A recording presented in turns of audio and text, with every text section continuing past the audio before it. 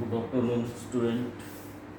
तर याच्यापूर्वी आपण हिमनदीचे स्त्रोत प्रदेश कोणते आहेत, जगामध्ये कोणते बर्फाळ प्रदेश आहे की जिथून हिमनद्यांचा उगम होतो, तर साधारणतः Arctic, Antarctic, Greenland, Norway, Canada, Siberia, Himalaya पर्वत, कॉकेशियस इत्यादी हे जे प्रदेश आहे, हे प्रदेश साधारणतः बर्फाच्छादित, पृथ्वीवरील बर्फाच्छादित प्रदेश म्हणून ओळखला जातो. तर या संदर्भात जेफ्रीज आणि चेंबरलिननी असं एक अनुमान काढलेला होता की साधारणतः पृथ्वीवर 13.5 दशलक्ष वर्ग किलोमीटर, घन वर्ग किलोमीटर एवढा भाग हा बर्फाने आच्छादलेला आहे. आणि हा जर बर्फ जर वितळला तर साधारणतः समुद्राची जी पातळी आहे ती 27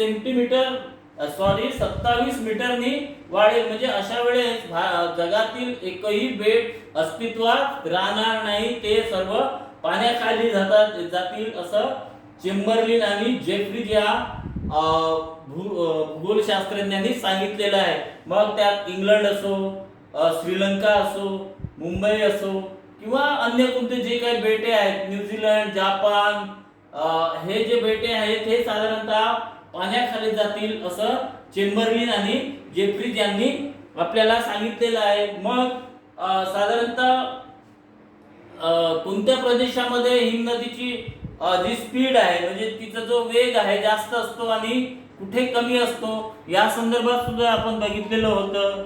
मग हे त्यांची गती बघितलेली होती. तर आता आपण हिमनद्यांचे प्रकार, किती प्रकारचे हिमनद्या असतात ते आपण पाहणार आहोत.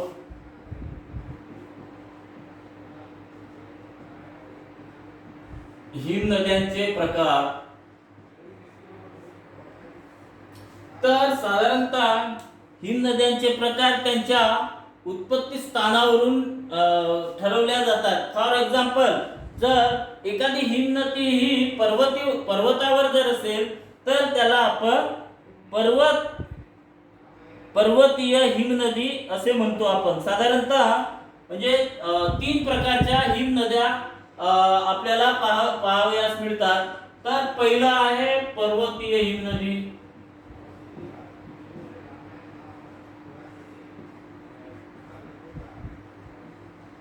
तर याला पर्वतीय हिमनदी का म्हणतो, तर ही हिमनदी साधारणतः म्हणजे पर्वतावर ती अस्तित्वात असते, म्हणून त्याला पर्वतीय हिमनदी असं म्हणतो आपण. जे सर्वसाधारण जी नदी आहे त्याच्यामध्ये आणि हिमनदीमध्ये फार मोठा फरक आहे.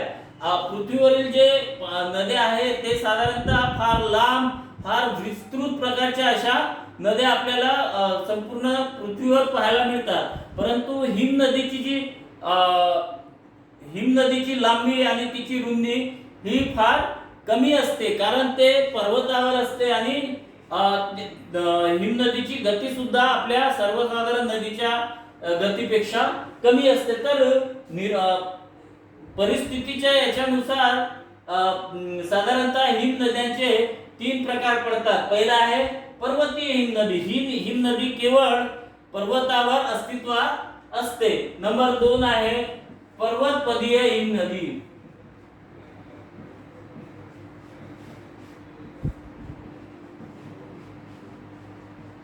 तर पर्वतपदीय हिमनदी म्हणजे पर्वताच्या खाली, परंतु ही वाहत खाली आलेली असते. पर्वतावरून वाहत ती खाली आलेली असते. आणि या हिमनदीचं ऍक्च्युली संपूर्ण जेवढ्या काही जगामध्ये हिमनद्या आहेत त्या हिमनद्यांची जी स्पीड आहे ती साधारणतः अत्यंत कमी आहे. मी याच्यापूर्वी सांगितलं, त्या फक्त एका दिवसाला 7 ते 30 सेंटीमीटर पर्यंत प्रवास करतात. आणि त्याच्यामुळे मग हे जे हिमनदी आहे पर्वतपदीय, ही साधारणतः पर्वताच्या पायथ्याशी असते, म्हणून त्याला पर्वतीय हिमनदी असे म्हणतात. नंतर मग तिसरा आहे दरीतील हिमनदी. तर साधारणतः ही पर्वतपदीय हिमनदी नंतर जे दरीतील नदी आहे, तर साधारणतः पर्वतावरील जी दरी आहे, म्हणजे कोणत्याही पर्वतावरील जी दरी आहे ती साधारणतः ऑलरेडी पहिले असते.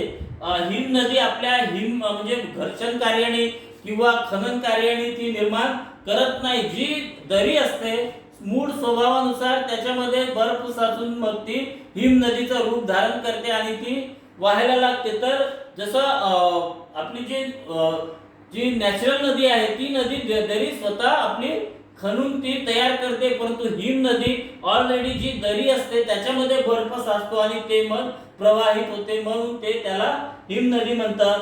तर साधारणतः हिम नद्यांच्या प्रकार हे 3 प्रकार आहेत. पहिला आहे पर्वतीय हिम नदी, दुसरा आहे पर्वतमधीय हिम नदी आणि तिसरा आहे दरीतील हिम नदी. तर साधारणतः हिमालय पर्वतातील जे हिम नद्या आहेत त्यातील रियाचीन जी हिम नदी आहे तिची लांबी सुमारे 70 किलोमीटर आहे. म्हणजे सर्वात लांब नदी किती किलोमीटरची आहे? केवळ 70 किलोमीटर आहे. मी तुम्हाला आता सांगितलं. आणि बाकीचे ज्या नद्या आहेत, रेग्युलर ज्या नद्या आहेत ते साधारणतः 1600 ते 1700 किलोमीटर पर्यंत त्या लांब आहेत. त्याच्यामध्ये गोदावरीची जी लांबी आहे ज्याला गोदावरीला डेक्कनची गंगा म्हणतात, तर तिची लांबी साधारणतः 1600 किलोमीटर आहे. आणि यापेक्षाही लांब नद्या जगाच्या पातळीवर ॲमेझॉन, होयांगो, नाईल, त्यानंतर ब्रह्मपुत्रा, त्यानंतर सिंधू, ह्या नद्या अत्यंत लांबीच्या आहेत. परंतु हिम नदीचा जर विचार केला तर हिम नदीची लांबी अल्पशी असते, म्हणजे केवळ 70 किलोमीटर. तर ही हिमालयामधील जे रियाचीन जी नदी आहे, रियाचीन या नदीची लांबी केवळ 70 किलोमीटर आहे. तर आपल्याला हे लक्षात येईल की हिम नदीची जी लांबी आहे साधारणतः आपल्या नदीपेक्षा कमी असते, तिचं पात्र सुद्धा कमी असते आणि हे साधारणतः यांची स्पीड पण कमी असते. साधारणतः पृथ्वीचं जे गुरुत्वाकर्षण शक्ती आहे त्याच्यामुळे त्याच्यामुळे त्या नदीला वेग येत असतो किंवा गती मिळत असते. आणि ती म्हणजे हिम नदी साधारणतः 7 ते 30 सेंटीमीटर एका दिवसाला ती वाहत असते. मग ग्रीनलँड व अंटार्क्टिका मध्ये 12 महिने हिमवर्षाव होतो. ग्रीनलँड आणि अंटार्क्टिका हा संपूर्णतः बर्फाच्छादित प्रदेश आहे. अंटार्क्टिकावर साधारणतः 6 महिने रात्र आणि 6 महिने दिवस असतो. ध्रुवावर 6 महिने रात्र आणि 6 महिने दिवस असतो. तर त्या ठिकाणी तापमान कमी असल्या कारणाने संपूर्ण जो प्रदेश आहे अंटार्क्टिकाचा, त्या अंटार्क्टिका प्रदेशामध्ये सर्वत्र बर्फ आच्छादलेला आपल्याला पाहायला मिळतो. तर ग्रीनलँड पण उत्तरेला आहे, म्हणजे उत्तर गोलार्धात आहे ग्रीनलँड, आणि तो सुद्धा शीत कटिबंधामध्ये येतो. तिथलं सुद्धा टेम्परेचर सर्वात जास्त असतो आणि त्यामुळे तिथे बर्फ अस्तित्वात आहे. तर दीर्घकाळ भूपृष्ठावर हिमाचे जड थर साठतात, बरोबर आहे. तर हिमवर्षाव होतो. हिमवर्षाव झाल्यामुळे भूपृष्ठावर हिमाचे फार जड थर वाहतात आणि हे संपूर्ण हिमाच्छादन भूपृष्ठाच्या उतारानुसार पुढे सरकत असतात. त्याला महाद्वीपीय हिम नदी असे म्हणतो. म्हणजे भूपृष्ठावर स्नोफॉल होतो, म्हणजे बर्फ पडत असतो आणि तो बर्फ साधारणतः त्यामुळे भूपृष्ठावर हिमाचे थर साचत असतात आणि हे पूर्ण थर हिमाच्छादित असतात आणि पुढे सरकतात आणि पुढे सरकतात आणि त्यामुळे यांना गती प्राप्त होते आणि त्यालाच ही महाद्वीपीय हिम नदी म्हणतात. त्यांना काय म्हणतात? महाद्वीपीय हिम नदी असे म्हणतात. महाद्वीपीय हिम नदी असे म्हणतात. मग साधारणतः ग्रीनलँडमध्ये हिम स्तरांची जाडी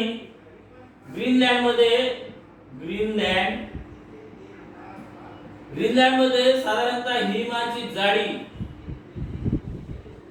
हिम जाडी साधारणतः 600 ते 2000 मीटर्स आहे. 600 ते 2000 मीटर्स आहे. ग्रीनलँडमध्ये हिमाचे जे मोठे मोठे पोकळे आहेत किंवा त्याची जी जाडी आहे ती साधारणतः 600 ते 2000 मीटर पर्यंत आहे. आणि अंटार्क्टिकामध्ये ती साधारणतः ग्रीनलँडमध्ये 600 ते 2000 आणि अंटार्क्टिकामध्ये 1200 मीटर्स आहे.